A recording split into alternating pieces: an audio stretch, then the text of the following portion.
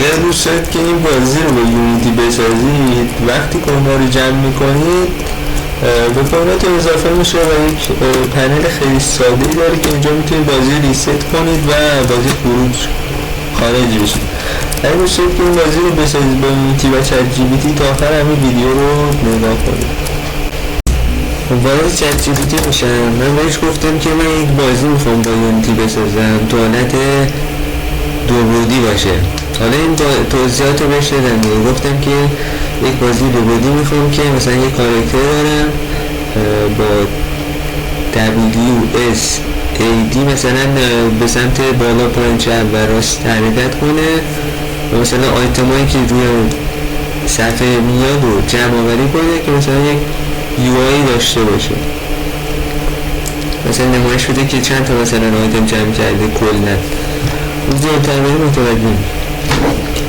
خب توضیحات رو باید توضیحات رو بهش کامل بدید که بتونی راهنماییتون کنه دیگه.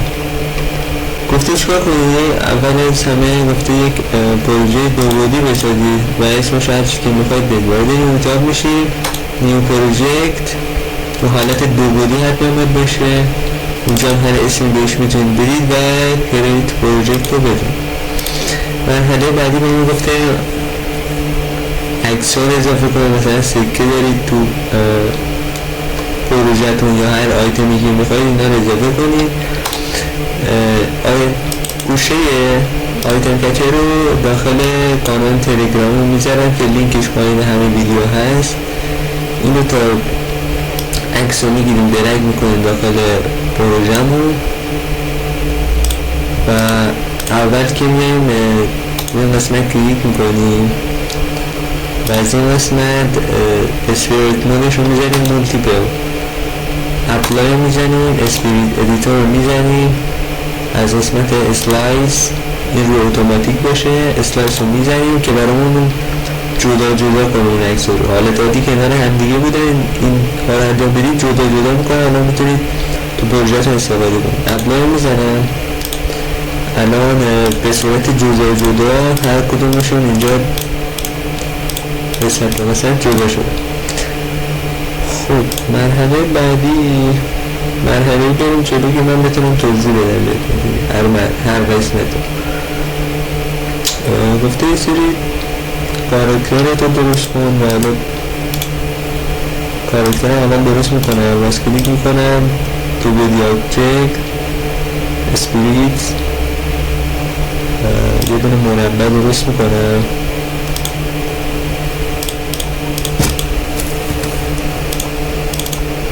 کامرام کلیک میکنم که بیام تو اون قسمت دوباره کلیک میکنم بیام با سمت کامرایی که هستم بتونم کاراکترم رو کپچر کنه. دو ویدیو آبجکت یه دونه مربع میسازم.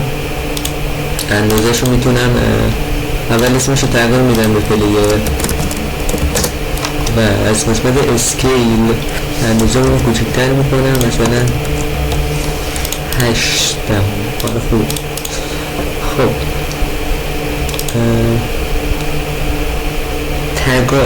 تگا رو بعدا میگیم. گفته چیکار کنیم؟ اول به من پلیر شروع کنم. کد پلیر رو به همون باید اولی اسکریپت با این اسم میسازم. دقیق کنید که حتما اسمش باید همین باشه، همین که خودش گفته. این رو ببندم پلیر موومنتم کپی میکنم کد رو داخل ویژوال استودیو پیستش میکنم. گفته چیکار میکنه؟ این کد باعث میشه که حرکت کنه به سمت چپ و راست و بالا پایین. بازه میدم ایشم ریلود شه.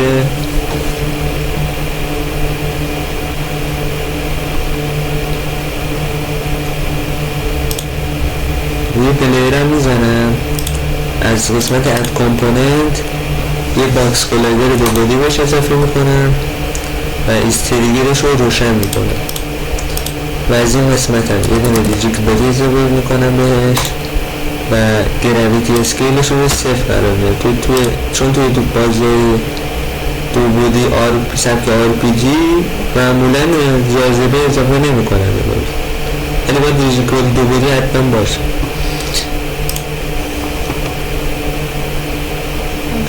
گفته چیکار کنیم؟ مرحله بعد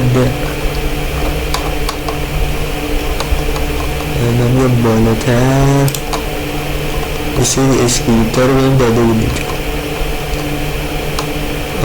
اسکریپت آیتم اسپانر رو بیام چیز کنم. اول اسکریپت ها رو همه رو بسازم، دونه دونه میسازم با این اسم، کجا رو کپی میکنم اونجا پیستشون میکنم. اسکریپت رو برای آیتم کالکتر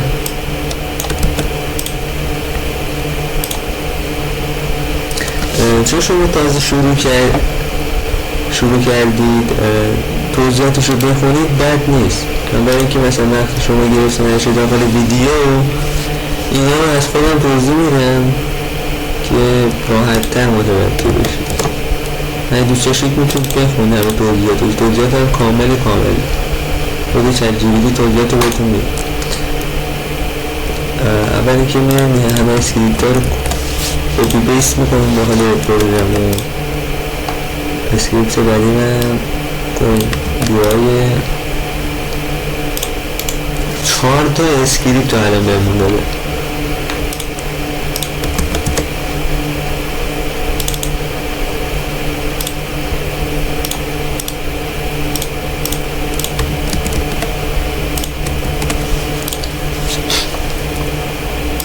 خب همشون کپی شد.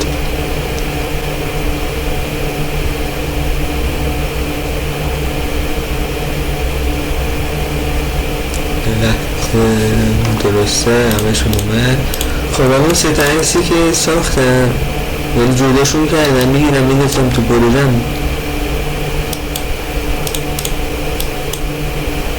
دونه دونه داخل پروژم قدشون میدم و من چیکارشون میکنم؟ اندازه اون رو کوچیک‌تر میکنم، مثلا رو 5 خوبه 5 دهم یکم کوچیک‌تر روی 3 دهم میذارمشون اندازه‌شون.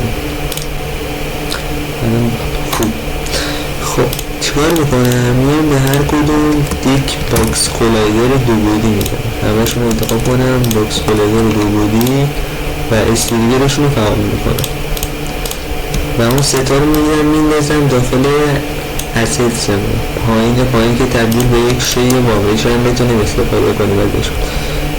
توی صفحه ازشون میکنم. میام چیکار میکنم؟ میام پلیر موومنت هم میدم به اسکریپت پلیر هم میدم به پلیرم، میگیرم درگش میکنم به پلیر. الان اینجا اضافه شده تست بگیرم اونم کار میکنه کنم.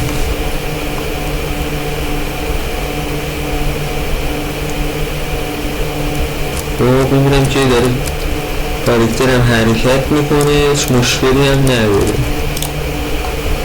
خب داخل آیتم اسپانر یه دونه گیم آبجکت خالی درست میکنیم، اسمشو میذارم آیتم اسپانر. حالا هر چیزی میتونید بگید، من این رو میذارم که مثلا خودم متوجه بشم این یک گیم آبجکت خالی که اسمش آیتم اسپانر. کوده رو میگیرم میندازم روی آیتم اسپانرم و اینجا میگه چند تا شی داری که من اینجا اضافه میکنم. 3 تا شی دارم، 3 تا شی اینجا اضافه کرد. حالا دونه دونه شی هم بهش اضافه میکنم.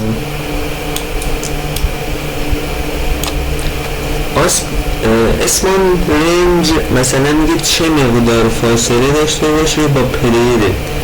من این رو 3 قرار میدم. حالا توی پروژه توی نمایش دادنش معلوم میشه که این به چه دردم میخوره. مثلا 3 تا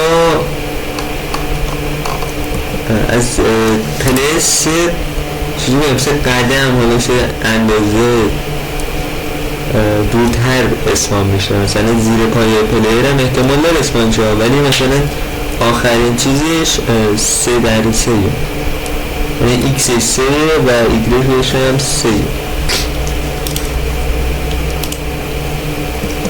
خب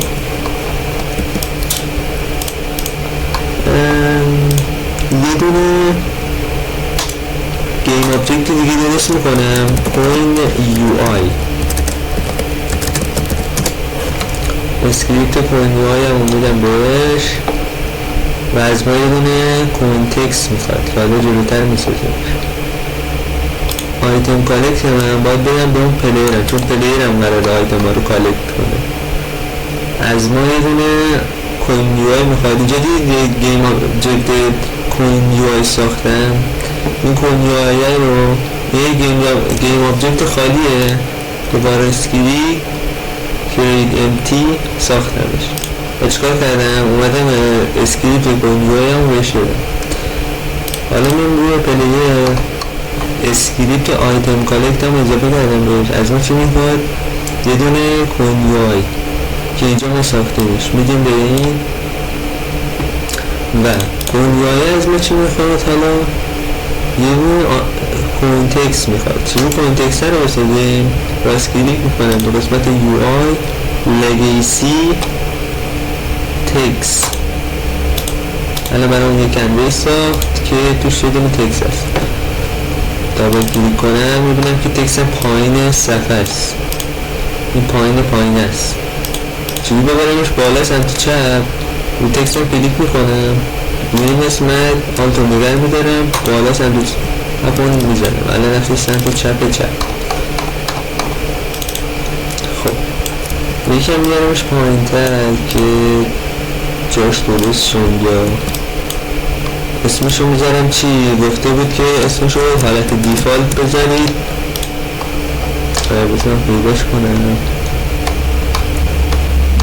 با کار چکتیویتی.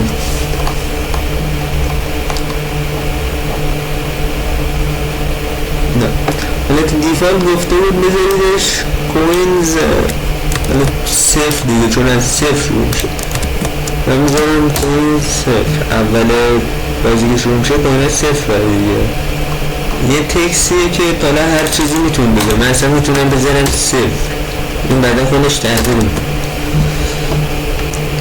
من فونت سایزش رو یکم تغییر میدم. مثلا میزنم 25 و فونت سایزش رو بولد میکنم میارمش وسط در وسط بالا سمت چپ مشخصه دیگه. اینکه تو قسمت کوین یو آی هم از باید اون تکس ساخته بودیم. این تکس رو میگیرم میدم به اون کوین یو آی. خب یک تست بگیرم ببینم بودم تا اونجا درست کار میکنه. اصلا احتمال اسپام میشن پلیر میتونه کالکتشون کنه یا نه. ببینم که احتمال دارن اسپام بشن هر ثانیه که گفته شده. ببینم که نمیتونن بگیره، یعنی اسپام میشه ولی دریافتشون نمیکنه. چرا؟ چون که باید بیام توی انتخابشون کنم اون آبجکت هایی که اسپام میشن و اتک رو یه دونه اتک براشون بسازم. اسمش رو بذارم آیتم. آیش باید حتی حروف اولش باید بزرگ باشه. چرا؟ چون که من داخل کده چرچیبیتی بهتون بگم اینها گفته ایجاد تگ جدید. یک تگ جدید درست کن که اسمش آیتم باشه، آیش هم بزرگی. حالا به شیعات بده دیگه، به شیعات پرفاق. من میام به شیعات ستاشون انتخاب میکنم تگ آیتم رو بهشون میدم. یک تست دیگه بگیرم از این آپدیتی که انجام میدم رو پروژمون. میدم آیتم ها دارن اسپام میشن و وقتی میری روشون قیب میشن و روی کالکت میشن و این بالا سمت چپ هم داره اضافه میشه به بازی. تو بازی خیلی ساده ای پیچیده نیست. مثلا میتونید اضافه کنید که آقا مثلا به این چت جی پی تی بگید بگید مثلا رسید به 20 ساکن، مثلا نمیدونم صفحه یه رنگی بشه یا مثلا کاراکتر رنگش عوض شه، همه کاری میشه انجام داد داخل چت جی پی تی. خب مرحله بعدی که خودم مثلا برای همه پروژه استفاده میکنم چیه؟ دکمه ریست و اگزیت. به ما گفته که این اسکریپت رو به ما داده، من اینو میسازم داخل پروژه،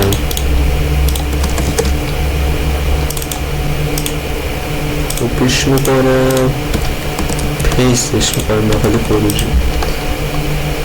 به ما گفته چیکار کنم؟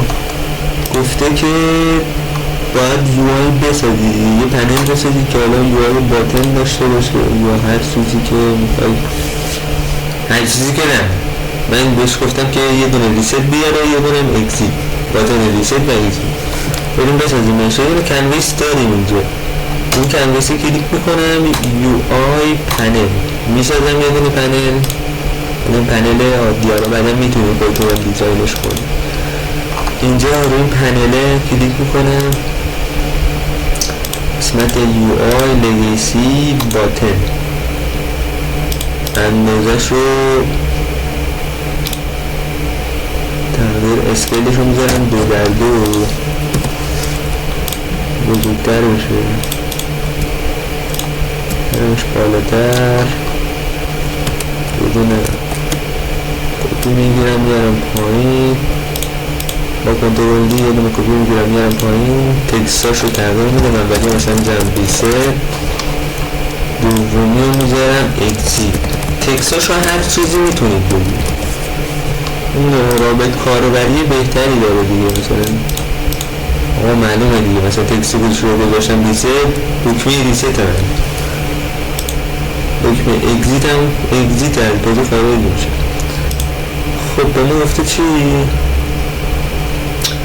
یه دونه گیم آبجکت رو خیلی میسازم، مثلا اسمش رو میذارم پازمنو، میگه پاز منو، این اسکریپت رو بهش اضافه میکنم. از ما چه خواسته؟ بزنم میتونم به کنویس هم اضافهش کنم، فرقی هم نداره، تست بگیرم. باید گیم آبجکت ساختم، مثل رو ازاشون بازمنو، از ما چی میخواد؟ اسکریپت هم اضافه کردم بشه. از ما یه دونه پاز پنل میخواد.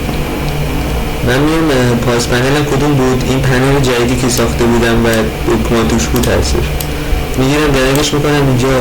حالا باید بیام به دونه دونه باتنا ایونت ها رو بهش بگم. باتن اولم چیه؟ آها، آن کلیک رو زدم رو باتن اولی، اگه زدم از ما یه دونه آبجکت میخواد، اون جایی که کد پازمنو رو دادم بهش، اینجاست پازمنو، اینا پاز منیجر، اسکریپت پاز منیجر. باتن اولی کلیک میکنم، پازمنو رو میگیرم میگذم اینجا، نو فانکشنه، درسته؟ میام تو قسمت اینجا پاز منیجر و دکمه اولی من دکمه اولی دیگه، دکمه اولیم چی بود؟ ایونتش ریست گیم بود. برای دکمه دومی همین کار انجام میدم، یه دونه آن کلیک میسازم، ایونت آن کلیک پازمنو رو بهش میگم، جایی که اسکریپت پاز منیجر هست انتخاب میکنم و دکمه دومی هم اگزیت هست. تست بگیرم بازی دیگه، کم هم به داخلای آموزش میرسیم. قبلش باید این پنله رو بزنید پنله و غیر فعالش کنیم، بازی شروع میشه اون پنله براتون نرید. خب من الان میبینم که کدام درست کار میکنه و دکمه رو بزنه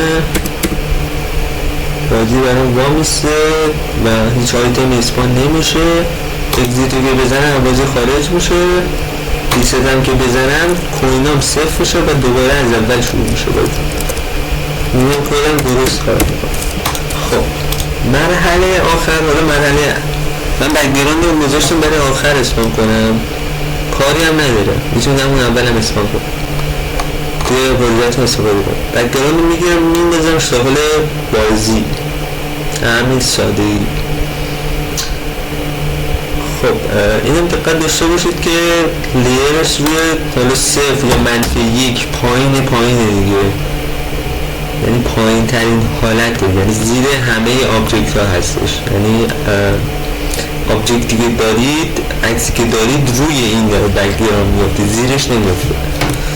از قسمت لیر میتونید تغییر بدید. حالا چون کاراکترم زیاد معلوم نیستش، میخوام رنگ کاراکترم رو تغییر بدم.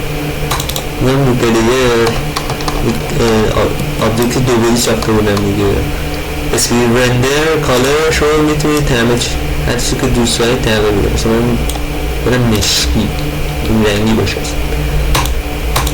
یک بار دیگه تست بگیرم، تست نهایی هست. خب اینم کدم درست کار میکنه، آیتم ها متفاوت میاد توی صفحه، وقتی بگیرمشون کوین اسپام میشه و به همین آسونی دکمه بزنم ریست هم داره. ازش میتونم بگم دیگه، من خودم گفتم دکمه اسکیپ و زد ESC، الان تلفظشون زد، این پنله براش نمایش داده بشه. حالا شما میتونید بگید مثلا دکمه پی و زد این نمایش داده بشه. خب دیگه چیز دیگه هم نمونده. مرسی که از اینکه این ویدیو رو تماشا کردید. اگر همچین سبکای بازی دوست دارید و معرفی کنید که آموزش ویدیوش رو بگیرم. زیر همین ویدیو کامنت بذارید اسم گیمر رو. مرسی که از اینکه این ویدیو رو تماشا کردید. تا ویدیوهای بعد، فعلا شبتون خوش.